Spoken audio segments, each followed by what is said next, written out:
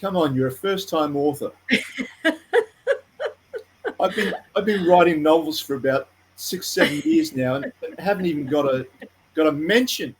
Poetry, fantasy, historical fiction, romance. Is there any naughty bits in it? Special cuddles? Special cuddles? Yes, it will. On that note, Mum's actually on the line. Oh, Hello, Mum. She's going to be very upset that she didn't do her hair. We don't worry about that. I thank you. Types of things. I'm sitting here in my pajama bottom, so. Oh my gosh. I have to come and meet you someday. Bye-bye. Thank you for being so kind to my daughter in the book. No, that's fine. Bye-bye. Okay. So I really want to thank you for coming on the show, and good luck with the novel. It's definitely one that I'm going to read, and lovely to have your mum on the show. And I can't believe you did that.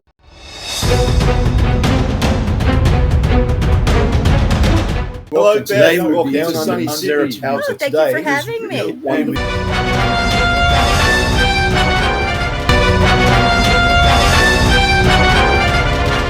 Hi, I'm Paul Rushworth-Brown, host of History Bards Down Under Interviews in association with Meet the Author, Indie Book Source in the US.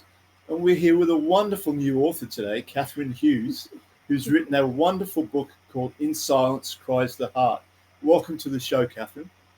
Thank you so much, Paul. Thank you for having me.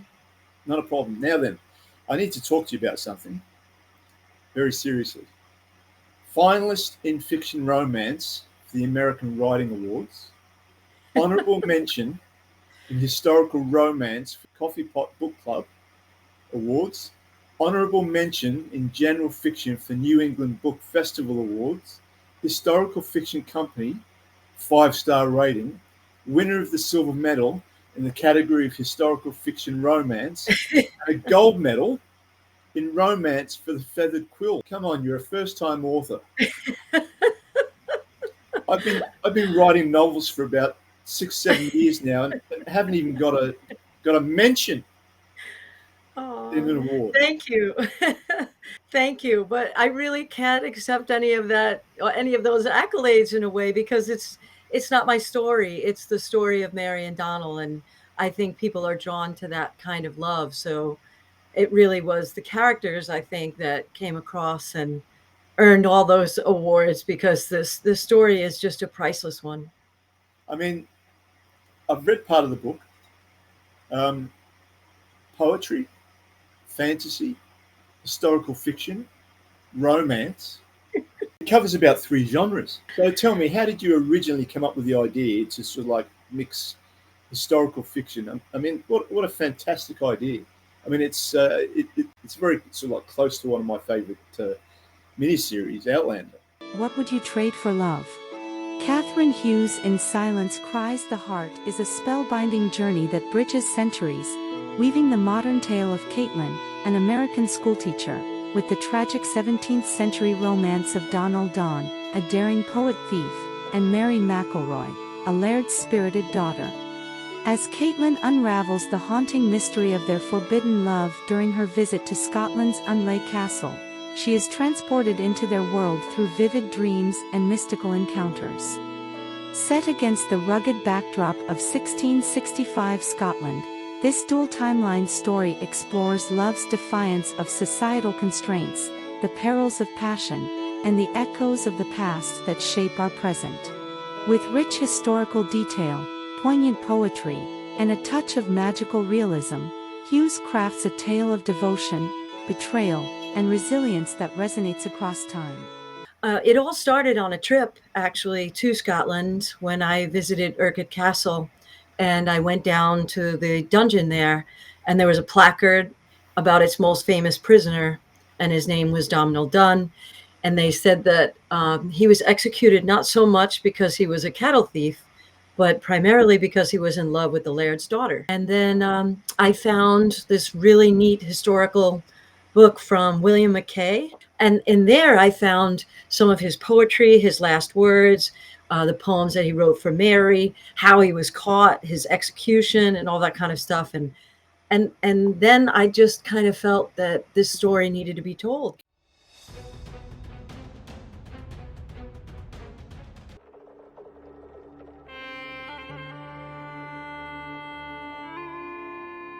In the sultry streets of colonial Singapore, an ominous visitor brings darkness and death.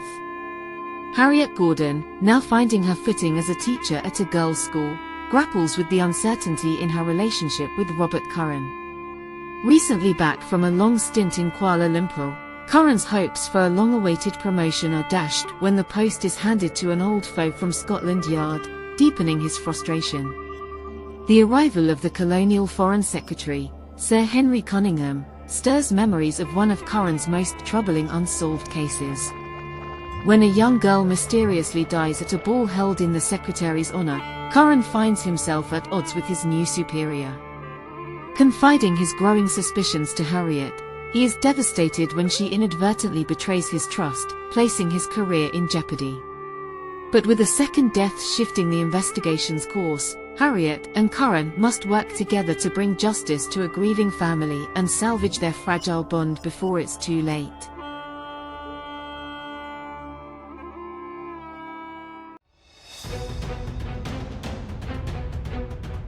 Catherine, the high school teacher that goes to Scotland. Come on, that's you. I know. I needed something to bookend it. And it was only fitting because it seemed that I needed somebody to be able to tell their story from beyond the grave. And because I almost felt a little bit like that when I was standing at the dungeon at Urquhart, it was so easy to create the character. I too was swept away by the majesty and the mystery of Scotland and its folklore and its legends. And I've been back 2 more times since then, and I plan on going back again. And the history of its people is tied up in everything about it, and they're just so welcoming and warm. And it was just the perfect place to blend some of those things that you were talking about. You know, the mystery, the mythology, the folklore, and a little bit of the fantasy too. That was one of the really neat things about writing it, was to try to create an ambiance where you were no longer sitting in your couch or sitting in your chair, wherever your location is, but that you were transported to where they were. Yeah. And it's set around Loch Ness, isn't it? Yeah, so right there, you've got a lot of mystery, right? People flock there every year. I mean, they're making money, oodles and oodles of money off the off the tourist trade to go see Nessie. So give us and the watchers some sort of idea of how you developed Mary's character. As you said, there wasn't very much, the research that you could do about Mary. Tell us how you developed her character in the novel. Right. So I knew she had to be strong. I knew she had to be someone who is willing to be unconventional, especially for her time period. And I knew she had to be somebody who was yearning for something more than what the general way of life would have been. From there, she started to evolve on her own throughout the pages. She also needed to have the courage to make some decisions at the end of the book that I won't necessarily go into. Decisions that maybe she winds up regretting down the road, but Caitlyn comes to the rescue and sort of mends those torn threads and sews them back together again by the time you get to the last page. Wonderful. Is there any naughty bits in it? Special cuddles? Yes. There's actually, I don't really go for the gratuitous stuff. So I think there was a very tasteful scene where she and Donal profess their love for each other in a physical way. And it happens at the feast, around harvest time, and they're outside, and it's almost a blend of their physical love, their spiritual love, and the setting of nature. So it's like all three things together. So yeah, there's definitely passion in there. So you said that he was actually executed. Yes, by her father. Yep. Wow. So Craigmony Hill, which is just a few miles outside of Urquhart, is the site where he was executed. And originally he was going to be hanged, which is a lesser kind of, it's a less respectful way to be executed, if you can, say that. Yeah. So there's actually his authentic quote to her father, and his request that as a member of the MacDonald family, would he consider beheading him instead of hanging him. And so that actually is the way in which he dies, but from beheading. And the second time that I went back to Scotland, I actually did the hike to find the location, and it's magnificent. I mean, it overlooks Loch Ness. It's overlooking these hills and this vast meadow. It's a beautiful place to die. It sounds like it could be made into a movie. I would love that. I think it would be great. I mean, anyone like me who's a sucker for romance and loves those kind of stories like Catherine and Heathcliff, Romeo and Juliet, throw them all together.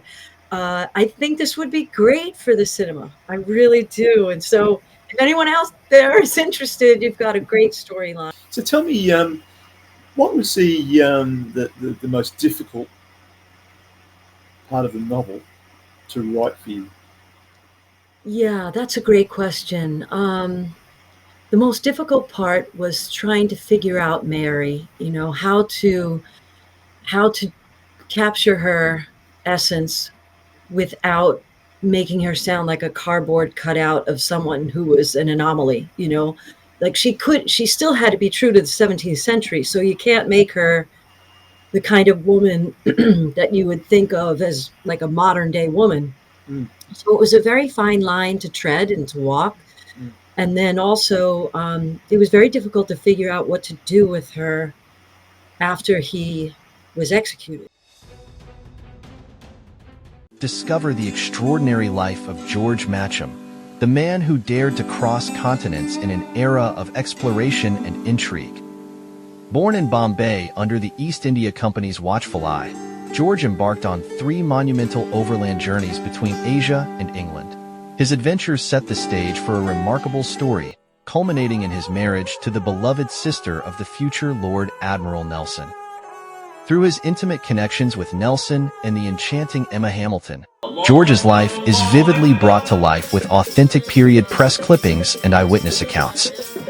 Dive into a most unsettled man for an unprecedented glimpse into the private life of an 18th century English gentleman, while experiencing the enduring love story of Nelson and Emma from a fresh and captivating perspective.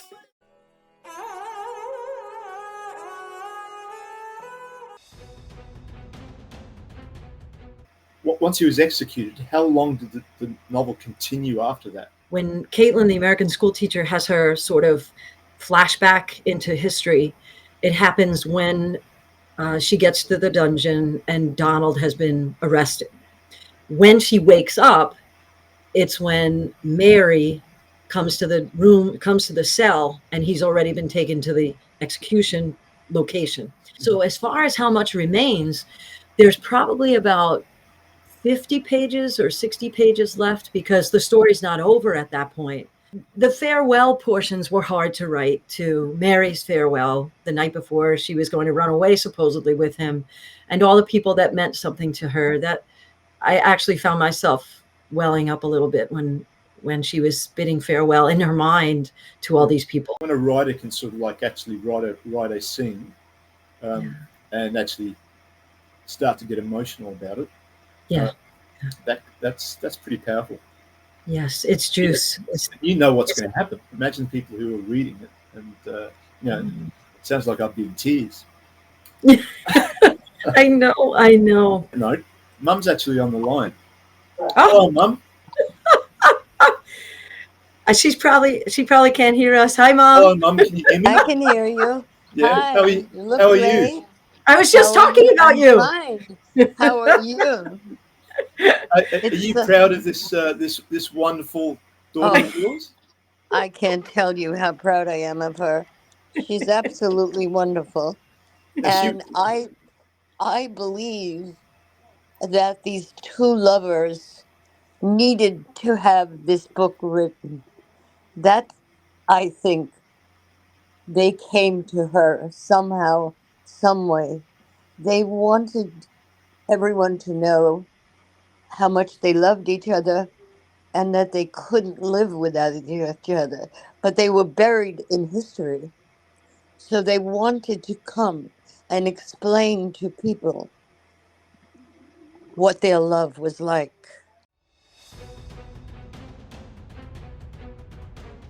Historical novel by Julian Delamotte immerses readers in the turbulent period leading to the Norman conquest of England in 1066. The novel vividly portrays a kingdom in crisis following the death of King Edward the Confessor.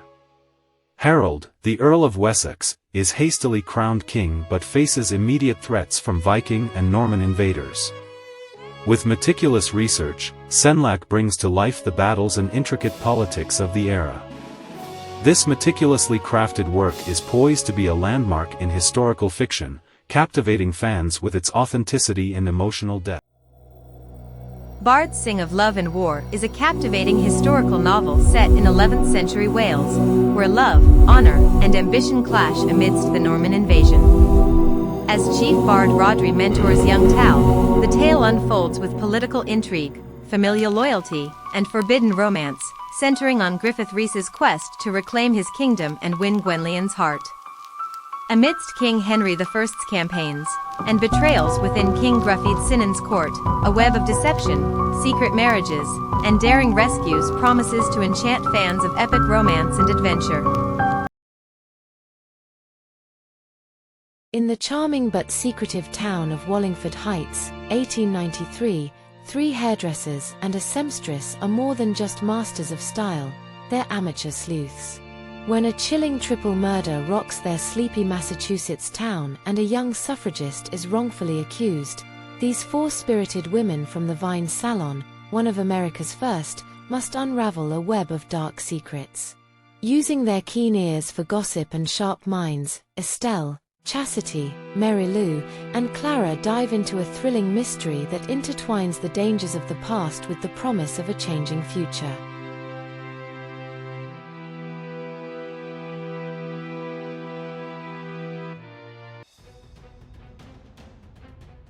Okay, so just getting back to Donal. Okay, so this story, obviously huge romance story.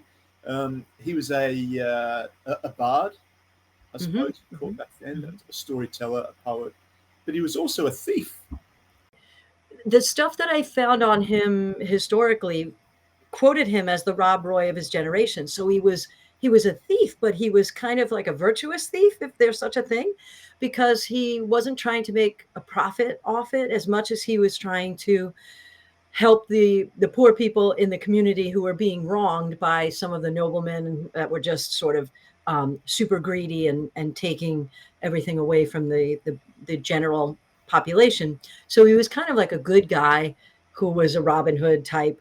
And then he was also this sensitive person who could write poetry, but a manly man. So I surrounded him with 3 of his friends, and they were all different and also colorful.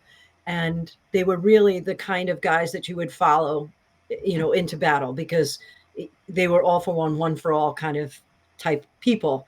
And even though they didn't have titles and they didn't have the nobility or the ancestry, they were probably more pure and they had more integrity than some of the men that were in charge at the time. So yeah, he was a thief, but he was also sensitive, tender, and very, very concerned with what was right.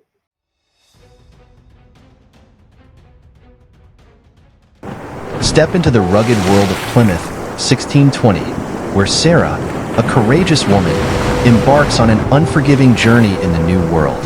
Amidst the treacherous unknown, she faces starvation, death, and the harsh realities of early colonial life. On the wings of the red-tailed hawk, masterfully weaves historical authenticity with an inspiring tale of resilience, as Sarah discovers her inner strength to survive against overwhelming odds. Darlene Adams is a free-spirited woman who is beautiful, can shoot, and she doesn't break her promise. Ruthlessly ditched after being in a relationship for 20 years, Darlene takes work on a remote cattle property. 2 years later, she's out of work but retains the Queensland title of pistol champion. Now her eyes are on the national titles held in Western Australia. En route, she learns about her missing niece and takes things into her own hands. Okay, so just getting back to Mary's father for a sec. How did you make him? I assume that like he's a character that readers would love to hate. He's not too prevalent in the story. He's this sort of figure that is omnipresent, but only because of his title. So he's kind of lingering in the shadows the whole time because he's the person who has the most power in the region. So he's not completely horrible, Teague. He seems to be unreachable when it comes to Mary, but there is definitely a sort of streak of love and compassion when it came to Robbie. And then again, it shows with Mary at the very end, but it's too late. Wonderful. So you mentioned before that you're actually working on another project. Do you want to tell us a little bit about that? Oh, certainly, I'd love to. It's another dual narrative, but it's actually set in the days before the Norman conquest, and the story is told from the perspective of two women.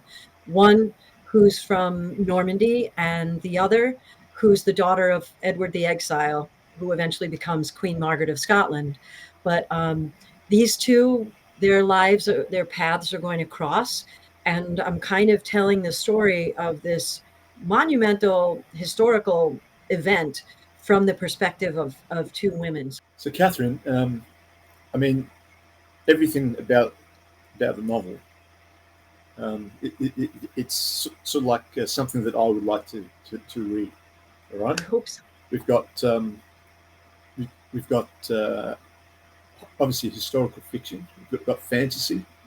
We've got a little bit of naughty stuff, but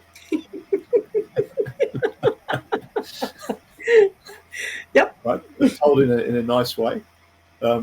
We've got two what sound like absolutely fantastic characters, and we've got some beautiful scenery around Loch Ness, castles, sword fighting.